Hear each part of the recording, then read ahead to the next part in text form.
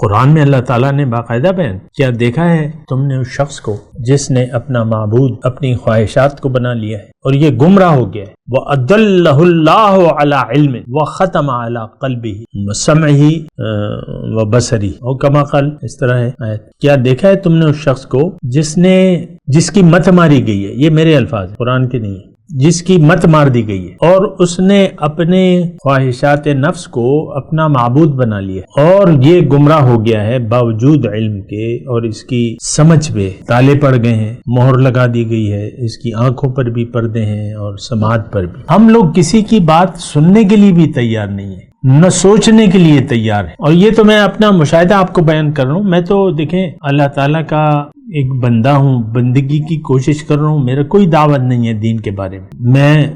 میں دین کی سمجھ کا دعویٰ نہیں کرتا، بس عام آپ لوگوں کی طرح ہوں میں، لیکن جو کچھ میں دیکھ رہا ہوں وہ تو میں بیان کر سکتا ہوں. آج یعنی دیکھیں دین تو میں بھی آپ کے سامنے بیان کر رہا ہوں نا، لیکن میں اپنی مرضی تو اس میں آپ کو نہیں بیان کرتا، یہ تو سارا قرآن ہی کا میں بیان کر رہا ہوں آپ کے سامنے. پھر میں اپنا تجربہ آپ کو بیان کر رہا ہوں کہ اس معاشرے کو سمجھانا وہ بہت زیادہ مشکل، بہت زیادہ مشکل، سمجھا ہی نہیں پا رہا میں. لیکن میں کیا سمجھا رہا ہوں؟ میں تو جو قرآن ہے وہ بیان کر رہا ہوں. اپنی طرف سے کوئی میں نے سبق تھوڑی پڑھا رہا ہوں، اپنی پٹی تو کوئی نہیں پڑھ رہا. میں تو کہہ رہا ہوں الہکم الہ واحد، معبود تو ایک ہے تمہارا، اسی کے سامنے فلہو اسلموا، اسی کے سامنے سر جھکا دو. یہی اللہ تعالیٰ بیان فرما رہا ہے، یہی تمام پیغمبران کرام کی دعوت کا خلاصہ تھا.